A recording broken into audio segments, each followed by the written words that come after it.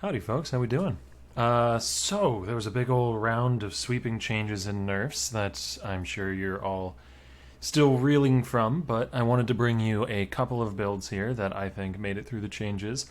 Not unscathed. Most builds did not make it through unscathed, but scathed minorly. I don't know, the saying doesn't really translate very well. That said, let's get into what I'm probably going to be starting, which is a Summon Holy Relic Necromancer. Though I might change my mind. There's a few other things on the fringes that I might still want to play, and there's time before League start yet, so indecision might have a way of creeping in between now and Friday. But yeah, so this is the passive tree. As you can see, there's not really anything too terribly surprising here. Summon Holy Relic, for those of you who aren't familiar with it, is a minion skill that summons a single little dinky relic boy that follows you around, and anytime you hit an enemy with an attack skill, it triggers a Nova spell. There is a unique helmet which allows you to summon a second one. That is the maximum you're allowed, only 2. However, they individually hit quite hard. As you can see, my average damage on the left there is 300,000, and this is with relatively League start gear. This is the sort of thing I'd expect to have after maybe 4 days to a week into the League, around when I'm level 94 or 95, which is what this tree is planned for. So yeah, this should be like early end games, starting to do some bosses and that sort of thing. That's a lot of the gear we're looking at. So stats-wise, let me just quickly go over some of the offense and defense here. I don't want this video to be too long, so we're not going to go into every little detail. But we've got Block Chance as a nice defensive layer. It's a Necromancer, so we've picked up Mistress of Sacrifice. Bone Offering is still great. Block is still great. It's just a good defensive layer. Even with staves, we can still scale block to a pretty solid level. And we do go staves with this build. It's much easier to scale damage with a staff, and it's pretty cheap and easy to make a pretty good staff for the build. Other defensive tools include Fortify, since you do have to hit with an attack to proc Holy Relic, so we are just throwing Fortify in those links. We don't actually care about the damage from the attack we're hitting with. It's just to trigger our minions, so we can throw utility in there all day and not worry. The attack we're hitting with is going to be Cyclone, because it allows us to move while still attacking, as well as scaling enough attack speed to reliably proc our Holy Relics on cooldown very easily. You want to match your attack speed to the point where you are hitting at a rate that's going to not miss any triggers from your Holy Relic. And you don't really have to worry about that until you're trying to min-max in the endgame anyways. And when you're min-maxing in the endgame, you're going to want a Divergent Holy Relic, which causes the relics to have additional cooldown recovery. Because the spell that they cast does have a fairly short cooldown. It's by default 0.4 seconds. And with Divergent, that goes down to 0.33. I don't have quality here. With Divergent, that goes down to 0.33 seconds. So you're going to want either 3 attacks a second, or 6, or 9, or so on. Some multiple of 3 in order to match that cooldown rate and proc the Holy Relic's Nova as consistently as possible without losing any damage. But like I said, until you have Divergent, I wouldn't really bother min-maxing to that degree and getting precisely the amount of attack speed you need on your weapon and on jewels and stuff until you've actually got Divergent, because it's not really worth min-maxing until you have all of your sources of CDR, in my mind. Anyways, offensively, let's just transition into that, because I kind of was derailed a little bit there. I'm not scripted on this video, but I am going to try and keep it shorter. Offensively, we've got the Holy Relic itself, obviously, and not really much else. This is being carried on the back of Holy Relic in terms of damage, and I kind of wanted to see how far I could push the minion, because it is a relatively underused one, and with gem level scaling, it can be pushed rather far. I am planning around a 21 Holy Relic, but that is just a default Holy Relic. Getting the 2120 Divergent is going to be a pain in the ass, but it is something we want eventually. We get a couple of gem levels from Unnatural and Strength. That's why we're a Necromancer and not a Guardian. And it's the main reason why. There's a couple other smaller things, but that is the main reason why. And eventually you're going to want Empower in your links instead of Minion Damage, now that Minion Damage has a penalty applied and a lower More multiplier. You could also theoretically drop Predator instead of Minion Damage if you don't want to use the Predator skill, if you just don't like pressing very many buttons. They're both perfectly fine. You just want Empower eventually, because Empower is an excellent link for Holy Relic and didn't get nerfed in the patch notes. Another reason why this build is a solid contender. Anyways, that should give you a sort of top-down overview. If you want to dig more into the specifics of the character, you can, of course, do so in the path of buildings in the description below. As far as core gear, you're going to want a Geoffrey's Legacy as soon as you can. This is what gives you your second Holy Relic, and it's not a terrible helmet with some All-Res and Chaos Res on it, and +1 gems to scale some auras, and a level scaling staff. This is a very basic version of what you can go for. It is simply a multi-modded staff. +1 gems is what you all spam for. You then regal, and then take a 50-50 annul. Hope you don't annul +1 gems, and you can multi-craft from there. You can do better than this, but I planned around relatively basic gear.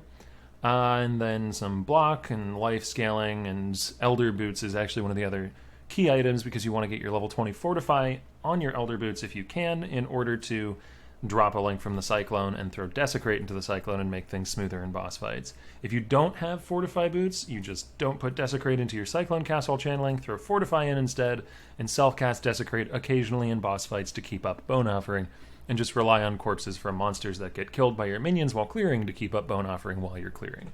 Which is a bit clunkier, but again, you can solve it if you just get Elder Fortify Boots. Anyways, let's move on to the second build. I did have another one that I wanted to cover in the video here today, and that is going to be a Tech Slam Chieftain. Yes, it's a slam build that is going to be pretty good in 3.15, actually. Turns out, when you don't want to use Seismic Cry in your build, it makes Tuoa Forest Strength a lot better, because Tuoa, being a triggered attack, I believe didn't benefit from any exerted effects that you had on your slams. I might be wrong on that, but I'm pretty sure that that's how that worked previously, which was a very big deal for slam builds, because Seismic Cry could give you more than 100% more damage, but now it gives you 0% more damage, so that makes this Ascendancy node a lot more attractive as an option. On top of that, Tectonic Slam Chieftain is capable of using almost entirely support gems which either didn't get nerfed very much or didn't get nerfed at all. Endurance Charge and Melee Stun didn't get nerfed at all, and if you're a Chieftain and you stack 8 or 9 Endurance Charges, it's a pretty solid More Multi compared to the state of other More Multis now in the game. Fire Pen only lost 3%. And I am updated on Path of Building, by the way. These numbers are accurate to the new support gems that you're seeing on the left here. So, Fire Pen only lost 3%. We can use Shroud of the Lightless, my favorite chest piece. Level 25 Ellie Pen is one of the best Ellie support gems in the game now, because everything else got nerfed and it barely got touched, and it was pretty good before, so now it's just great. Melee Fizz, the More Multi didn't go down. It got a less attack speed multi, but slam builds can deal with that. Pulverize, the More Multi went down, but it's still a higher More Multi than the majority of other support gems, and again, the less attack speed is not that big of a problem on a slam build. Even on top of that, this build does have access to Infernal Cry and or Rallying Cry. I'm not sure I'm going to use all three of these, but some combination of them in order to mitigate the loss of Seismic. Rallying Cry plus Herald of Purity is quite good in the place of Seismic, though it's not as good on this variant because it's a Facebreaker build, and I'm pretty sure Rallying Cry scales off your weapon. I did initially plan around Kongors, but I went for Facebreakers in the end just because I haven't played a Facebreaker build in a while, and it seemed really cool. Just kind of realized, oh, I can use this skill unarmed. Let's do that. Let's just see how it goes. And it worked out pretty well. This is relatively budget gear. We've got a 2-stat helmet with a enchant. The enchant might not be that easy to get, but it's not that highly valued, and it is very effective for scaling Facebreakers, so if you can get this, it's great. We've got Old One's Ward, typical Facebreaker item, attack speed, flat fizz, life. Great. Shrouded Lightless, like I mentioned earlier. Abyss is 2C on the map device, so this shouldn't remain that expensive for long. Though, to be fair, a lot of builds can use it, and I don't know how many people are gonna go for it, because like I said earlier, level 25 Ellie Pen is an excellent support gem. So you may want to go for a Lore Weave instead, which doesn't really affect our damage that much, and, you know, Lore Weave can even go higher on damage theoretically, because now I'm only on a 5 link in the Lore Weave, and we can throw in some Ellie damage with attacks, and there you go. So, yeah, your choice, really. Lore Weave is great. Shroud is great. There's a lot of good chess piece options here. Even just a rare 6 link would be fine. We've got Facebreaker, obviously, built around that. Tramplers for a little bit of extra flat fizz. Can just be rare boots. In the end game, you're going to want some max endurance charge boots. Scales, obviously, with Chieftain stuff. Scales with endurance charge and melee stun, and endurance charges are just good. And we've got flat fizz on the rings, but these are not steel rings, so there's still more room to scale them. And even these higher budget steel rings that I theory crafted, these can be scaled even further if you really want to push it by using Essences of Hysteria, but that gets expensive real fast. And then yeah, Meganord's Girdle for the belt, the higher budget version being a Rislatha's Coil. As with any of these Path of Buildings that I'm showing you, there will be links in the description. You can dig through these yourself. I just want to real quick show you what this particular one is capable of if everything lines up right, and give you a bit of a disclaimer, because this build is going to be really spiky in its damage. You're going to have Tuoa, which procs once every 2 seconds, Namahu Flames Advance, which is up for 4 out of every 10 seconds, so 40% of the time.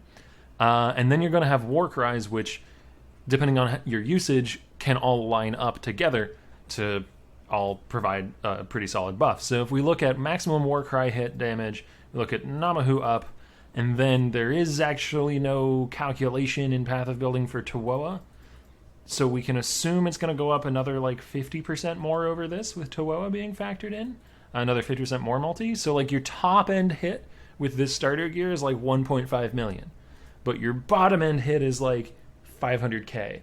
So you can see there's a pretty massive range in damage there. This is also assuming conditionals are up, like maybe you didn't get your Wave of Conviction out, or maybe you didn't use Intimidate and Cry at the right time, so the enemy isn't intimidated. So this build will require more finesse, and it will require a deeper understanding of how the character works so you play it correctly, than something like the Holy Relic where you just spin into enemies and they die. So I don't know. I guess caveat emptor is all I'm trying to say. Buyer beware. I think that this build on paper is really good, and if played well, will be very solid. And if you do love slams, this is a great direction to take them next league. But this is a higher skill cap character than the Holy Relic. Anyways, wish you luck in 3.15 Expedition League. I will be seeing you at League launch, and maybe before then, if you subscribe to this YouTube channel or follow me on Twitch. Thanks for watching. Have a nice night.